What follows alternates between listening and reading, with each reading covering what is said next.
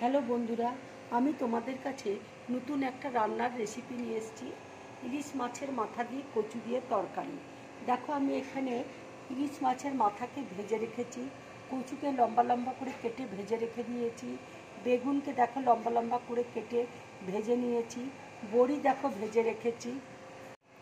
দেখো, এখানে ক্যাপসিকাম আমি লম্বা লম্বা করে কেটে নিয়েছি, আলুকে দেখো লম্বা লম্বা করে কেটে রেখেছি, মূলো দেখো কেটে রেখেছি, এখানে ঝিঙে এইভাবে কেটে নিয়েছি, ধনে পাতা আছে, টমেটো রয়েছে, এখানে দেখো নুন রয়েছে, লঙ্কা গুঁড়ো রয়েছে, ধনে গুঁড়ো রয়েছে, জিরে গুঁড়ো রয়েছে, কালো জিরে রয়েছে, পাঁচফোড়ন রয়েছে, হলুদ আছে, শুকনো লঙ্কা রয়েছে, এখানে আদা রয়েছে, রসুন রয়েছে, কাঁচা লঙ্কা রয়েছে। এবার আমি কাঁচা লঙ্কা, রসুন, আদা সব একসাথে বেটে নেব।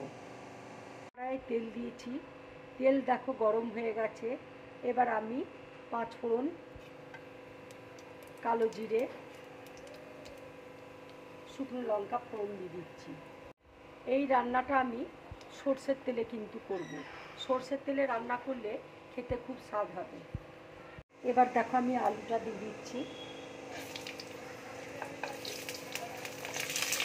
মূলো দিয়ে দিচ্ছি, ঝিঙে দিয়ে দিচ্ছি,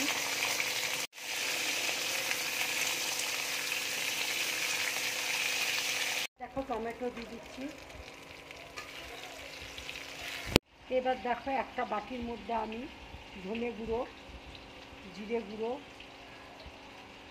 হলুদ, লঙ্কা গুঁড়ো সব একসাথে আমি জল দিয়ে গুলে নেব। এবার দেখো আমি জল দিয়ে সব একসাথে গুলে নিচ্ছি। দেখো ক্যাপসিকাম দিয়ে দিচ্ছি, দেখো আমি আন্দাজ মতো নুন দিয়ে দিচ্ছি, আদা রসুনের পেস্টটা আমি দিয়ে দিচ্ছি।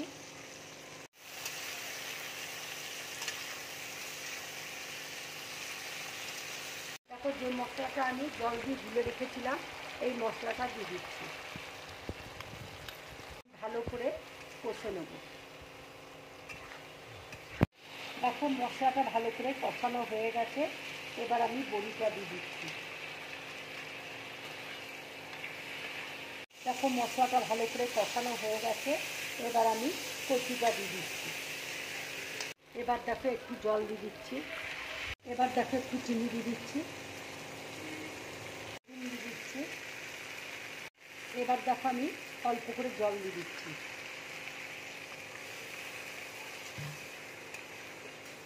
এবার দেখো মাছের মাথাটা ভেজে রেখেছিলাম, মাছের মাথাটা দিয়ে দিচ্ছি। এবার দেখো গরম মশলা গুঁড়ো একটু দিয়ে দিচ্ছি।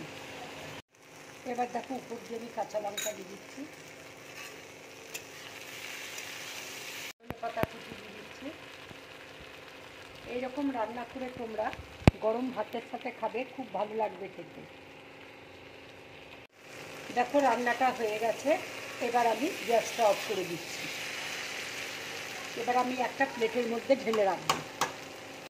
বন্ধুরা, তোমরা এইভাবে রান্না করে বাড়িতে খাবে আর কমেন্ট করে আমাকে জানাবে তোমাদের কেমন লাগলো। যদি আমার এই রেসিপিটা তোমাদের ভালো লাগে তাহলে লাইক করবে, শেয়ার করবে আর ড্রিম ব্লগ চ্যানেলটাকে সাবস্ক্রাইব করবে। নমস্কার।